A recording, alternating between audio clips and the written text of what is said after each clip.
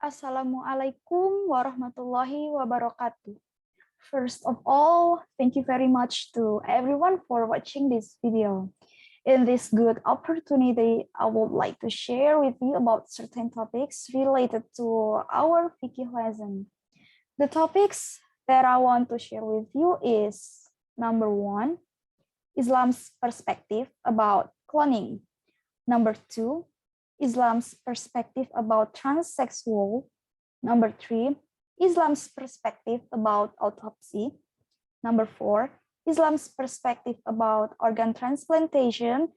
And the last one, number 5, is Islam's perspective about in vitro fertilization. Number 1, Islam's perspective about cloning. Cloning is a way of duplicating or making the exact same imitation of living beings by using DNA from those living beings. Cloning can be applied to plants, animals, and also humans. This issue about cloning in humans has become a polemic about how the law is in Islam. The ulamas took conclusions about the law of the issue based on Surah An-Nisa, verse 19. And I will certainly lead them astray, and I will raise up in them delusions, and I will command them to cut off the ears of cattle, then they really cut it. And I will command them to change the creation of Allah, then they really change it. Whoever makes Satan as a protector other than Allah, then they really suffers a real loss. In addition, in Surah At-Tin, verse 4, surely we have created man in the best form. It has been explained that human beings are basically the best creatures that have been created by Allah Subhanahu wa Ta'ala. Besides, cloning in humans also brings more harm than the good one. So based on the description above, the ulamas decided that cloning in humans is haram. Number 2, Islam's perspective about transsexual. A transsexual is a person who feels that their gender identity is different from the sex they carried when they were born, and then they do sexual surgery for changing their sex. In fact, the sex that God has destined for all of us is a very perfect gift, so it is restricted to change the sex that has been given, as in Surah Al-Hujurat, verse 13. O mankind, we have created you from a male and a female, and made you into nations and tribes that you may know one another.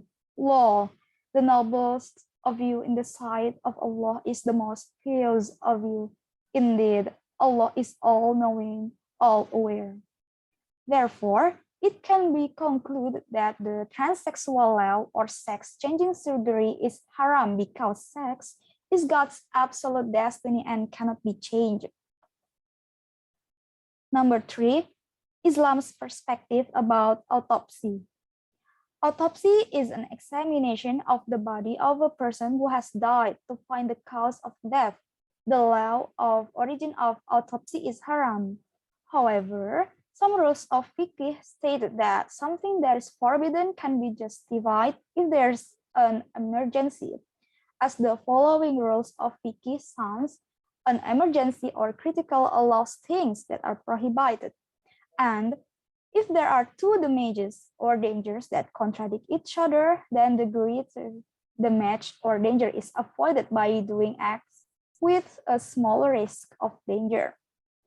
Thus, the autopsy can be done in the interest of emergency according to the level of need.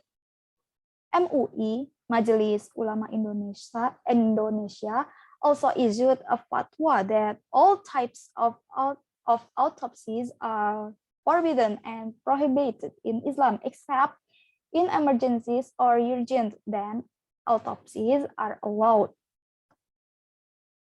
Number 4, Islam's perspective about organ transplantation. Organ transplantation is the transfer of certain organs from a person to replace the organs of another person who is less healthy or even does not function properly. The law of organ transplantation in Islam can be seen based on Surah Al-Ma'idah, verse 2. And help one another in doing virtue and pity, and do not help one another in sin and enmity. Fear Allah, indeed, Allah is severe in punishment. The first tells us to do good to our fellow human beings, and transplantation is one of them. Therefore, the law of transplantation is allowed by the Sharia with certain conditions, such as an emergency, because in accordance with the rules of Fiqh, an emergency or critical allows things that are prohibited, and danger must be eliminated. Number 5, Islam's perspective about in vitro fertilization. In vitro fertilization, or test-tube baby, is an artificial insemination procedure in humans that is performed without sexual intercourse. In the view of Islamic law, the procedure of a test-tube baby that is allowed is a process that uses the sperm and ovum of a married couple who are then inserted into the uterus of the wife. The determination of the law is considered from Surah Al-Mu'minun, verse 67.